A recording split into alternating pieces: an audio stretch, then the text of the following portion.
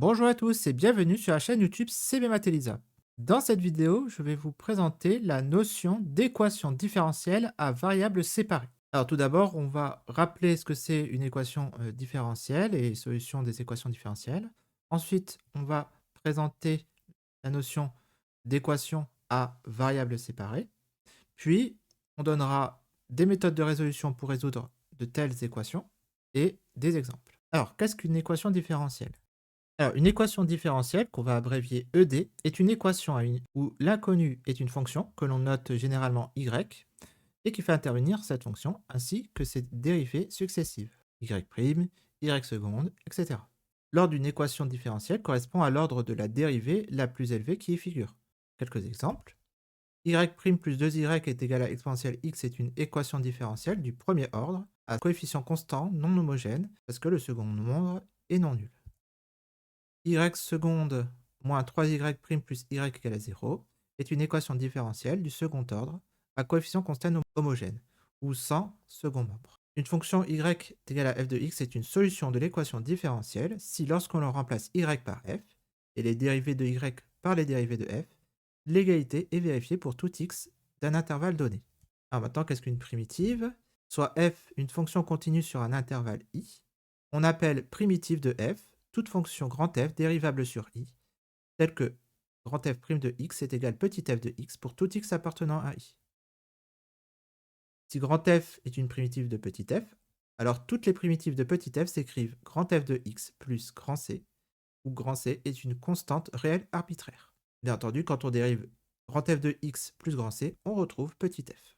Si petit f est continu sur un intervalle grand I, alors elle admet des primitives sur grand I. Et deux primitives quelconques diffèrent d'une constante. Théorème fondamental de l'analyse, pour calculer des intégrales, soit grand F une primitive de petit f sur grand I, et a et b deux réels dans grand I. Alors l'intégrale entre a et b de f de t dt est égale à l'évaluation grand F de x entre b et a, soit grand F de b moins grand F de a. Alors on va noter que petit t est une variable muette dans l'intégrale, c'est la variable d'intégration. On peut utiliser petit x ou petit t dans l'évaluation que l'on fait de grand F. Un mot sur le théorème de Cauchy-Lipschitz pour résoudre des équations différentielles. Soit x0, y0 appartenant à R2, on dit que petit f qui va de R2 dans R est localement lipschitzienne par rapport à y en x0, y0, s'il existe AB appartenant à R étoile plus et une constante grand K supérieure stricte à 0, telle que alors, la valeur absolue de f de x, y1 moins f de x, y2 est inférieure ou égale à K fois la valeur absolue de y1 moins y2. Pour tout x appartenant à x0 moins a, x0 plus a, c'est un voisinage de x0, et pour tous x1 et y2 appartenant à l'intervalle y0 moins b, y0 plus b. L'ensemble x0 moins a, x0 plus a, croix y0 moins b, y0 plus b, ces deux intervalles, produit cartésien de deux intervalles, c'est un voisinage rectangulaire du point x0, y0. La propriété signifie que f est k-lipschitzienne en y sur ce petit voisinage. Voici l'énoncé du théorème de Cauchy-Lipschitz. On se donne une équation différentielle y' est égale à f de xy, où f est une fonction continue et localement lipschitzienne en y, soit x0 et y0 appartenant à R2. Alors, il existe une et une seule solution, y de x, de l'équation différentielle qui vérifie la condition initiale, y de x0 est égal à y0. Une conséquence pratique de ce théorème, c'est que l'équation générale y' est égale à f de xy possède une infinité de solutions, paramétrées par des constantes, mais si on ajoute une condition initiale, alors la solution devient unique. Système suivant, y' est égal à f de xy, y de x0 est égal à y0, ben ça c'est un problème de Cauchy. Maintenant, qu'est-ce que c'est une équation à variables séparées? Une équation différentielle du premier ordre est dite à variables séparées ou séparable, et elle peut s'écrire sous la forme y' est égal à g de x fois h de y, où g est une fonction qui ne dépend que de la variable x, et h, une fonction qui ne dépend que de la variable y, c'est la fonction inconnue. En d'autres termes, ce qui fait varier y par rapport à x est le produit d'un facteur purement lié à x et d'un facteur purement lié à y. Les équations différentielles y' est égal à x carré sinus de y est égal à exponentielle de x plus y sont des équations différentielles du premier ordre à variables séparées. Pour y' est égal à x carré sinus de y, on pose g de x est égal à x carré et h de y est égal à sin de y. Et pour la seconde équation différentielle, on peut la réécrire y' est égal à exponentielle de x, exponentielle de y. Les équations différentielles y' est égal à x plus y et y' est égal à sinus de xy ne sont pas des équations différentielles du premier ordre à variables séparées. Comment résoudre ces équations différentielles à variables séparées? Pour résoudre ce type d'équation différentielle, on peut procéder de la manière suivante. Recherche des solutions constantes, séparation des variables, intégration des deux membres, explicitation éventuelle de y de x et application de la condition initiale si c'est un problème de Cauchy. L'objectif principal est de séparer les x d'un côté et les y de l'autre, puis d'intégrer. Avant de séparer les variables, il faut chercher les valeurs y égale à c constantes, telles que h de c est égal à 0. En effet, si h de c est égal à 0, alors y de x est égal à c implique que y' est égal à 0. Et l'équation 0 est égal à g de x fois 0 est vérifiée. Ce sont les solutions particulières de l'équation différentielle. Maintenant, on va séparer les variables. Sur un intervalle où h de y est différent de 0, on divise l'équation y' est égal à g de x h de y par h de y. Sachant que y' c'est égal à dy sur dx, on obtient dy sur dx fois 1 sur h de y est égal à g de x. On sépare formellement les variables en traitant dy sur dx comme une fraction. 1 sur h de y, dy est égal à g de x dx. Ensuite, on intègre les deux membres. On intègre le membre de gauche par rapport à y et le membre de droite par rapport à x. L'intégrale de 1 sur h de y dy est égale à l'intégrale de g de x dx. Cela donne grand H de y est égal à grand G de x plus grand C, où grand H est une primitive de 1 sur petit h, grand G une primitive de petit g, et grand C une constante réelle. On va expliciter éventuellement y de x. On essaye d'isoler y pour exprimer la solution sous la forme y est égal à f de x c, mais parfois il est impossible d'isoler y. Dans ce cas, on laisse la solution sous forme implicite. On applique ensuite la condition initiale, si on en a une. On remplace x par x0 et y par y0 dans l'équation grand H de y est égal à g de x plus grand C pour trouver la valeur de C. Le théorème de Cauchy-Lipschitz nous garantit que cette solution est l'unique solution du problème. Alors, quelques exemples. Alors, on va résoudre l'équation exponentielle de x plus 1, y' plus exponentielle de x, y égale à 0. On va voir que c'est une équation différentielle du premier ordre à variables séparées. On se débarrasse du coefficient devant y' en divisant les deux membres de l'équation par exponentielle de x plus 1. On peut le faire parce que ici, exponentielle de x plus 1 est strictement positif. Exponentielle de x est positif pour tout x appartenant à R, donc exponentielle de x plus 1 est supérieure à 0. D'où exponentielle de x plus 1 y' plus exponentielle de x y égale à 0. C'est seulement si on divise par exponentielle de x plus 1. Exponentielle de x plus 1 sur exponentielle de x plus 1 y' plus exponentielle de x sur exponentielle de x plus 1 y égale à 0. Et donc, on a y' plus exponentielle de x sur exponentielle de x plus 1 y égale à 0. On passe le terme en y au membre de droite. Donc ça ferait, c'est seulement si y' est égal à moins exponentielle de x sur exponentielle de x plus 1 y. Et on peut mettre le moins dans la fraction. Y' est égal à moins exponentielle de x sur exponentielle de x plus 1 y.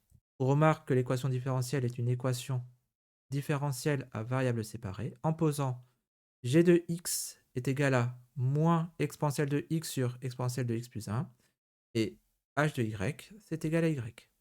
On peut remarquer que la fonction nulle est la solution constante de l'équation différentielle car elle vérifie h de c égale à 0 si et seulement si. Donc, bien entendu, h de c c'est égal à c, donc c est égal à 0. Quand on sépare les variables, pour y différent de 0, on divise l'équation y' égale à g de x fois h de y par h de y.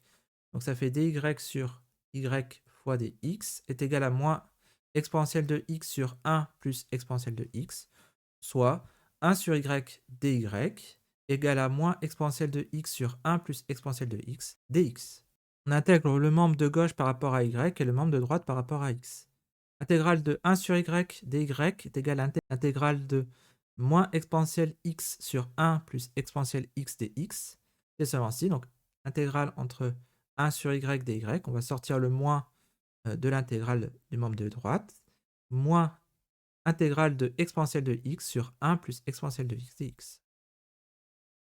Une primitive de y associe 1 sur y sur r étoile et y qui associe ln de valeur absolue de y, et une primitive de qui a x associe exponentielle de x sur exponentielle de x plus 1, et qui a x associe ln de exponentielle de x plus 1.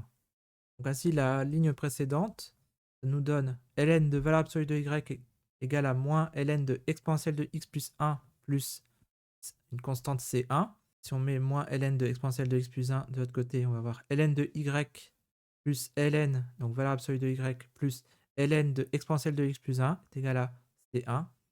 Et donc, ln de valeur absolue de y exponentielle x plus 1 est égal à c1. Donc maintenant, on peut prendre l'exponentielle. Si on pose k égale à plus ou moins exponentielle c1, bah c'est y facteur de exponentielle de x plus 1 est égal à k, où k est égal à plus ou moins exponentielle de c1. La solution générale de l'équation différentielle, exponentielle de x plus 1y' plus exponentielle de xy égale à 0, et y de x est égal à c sur exponentielle de x plus 1, où c est une constante arbitraire réelle. Alors, deuxième exemple de résolution d'équation différentielle à variables séparées, on va résoudre l'équation différentielle y' est égal à exponentielle de x moins y avec la condition y de 0 égale à 1. Pour cela, on va simplifier l'expression de l'équation différentielle en notant que exponentielle de x moins y, c'est égal à exponentielle de x fois exponentielle de moins y. On remarque que l'équation différentielle est une équation différentielle à variables séparées en posant g qui a x associe exponentielle de x et h qui a y associe exponentielle de moins y. On détermine les solutions constantes de l'équation différentielle en résolvant h de c est égal à 0, sachant que h de c est égal à exponentielle de moins c. H de c est égal à 0, c'est seulement si exponentielle de moins c est égal à 0. Cette équation n'admet pas de solution, donc l'équation différentielle n'admet pas de solution constante. On sépare les variables. Comme exponentielle de moins y différent de 0, on peut diviser l'équation y' égale à g de x fois h de y par h de y. Donc ça ferait dy sur exponentielle moins y dx égale à exponentielle de x, soit donc 1 sur exponentielle moins y, c'est exponentielle y. Exponentielle y dy est égale à exponentielle de x dx. On intègre le membre de gauche par rapport à y et le membre de droite par rapport à x. Donc l'intégrale de exponentielle de y dy égale à l'intégrale exponentielle de x dx. C'est seulement si exponentielle de y est égale à exponentielle de x plus c. On peut appliquer le logarithme népérien des deux membres de l'égalité. Ln de exponentielle de y, ça va faire y. Ln, donc y égale à ln de exponentielle de x plus c. Maintenant, on sait que la condition initiale de l'équation différentielle est y de 0 est égal à 1. On peut remplacer y par 1 et x par 0.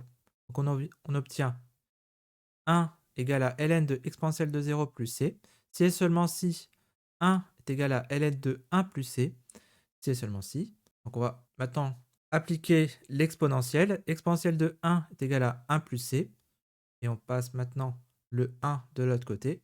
On va avoir c est égal à exponentielle de 1 moins 1. Conclusion. L'unique solution de l'équation différentielle y' est égale à exponentielle de x moins y. Donc, on peut affirmer que c'est l'unique solution grâce au théorème de Cauchy-Lipschitz. Donc, avec la condition initiale y de 0 égale à 1 et la fonction qui a x associe ln de exponentielle de x plus exponentielle de 1 moins 1. Bien, la vidéo est maintenant terminée. Merci de votre attention. Un like, un abonnement ou un commentaire sont toujours les bienvenus. Vous pouvez aussi regarder les liens en bas de la description si vous voulez soutenir notre travail. Bon courage dans vos révisions du CAPES et à bientôt pour de nouvelles aventures mathématiques.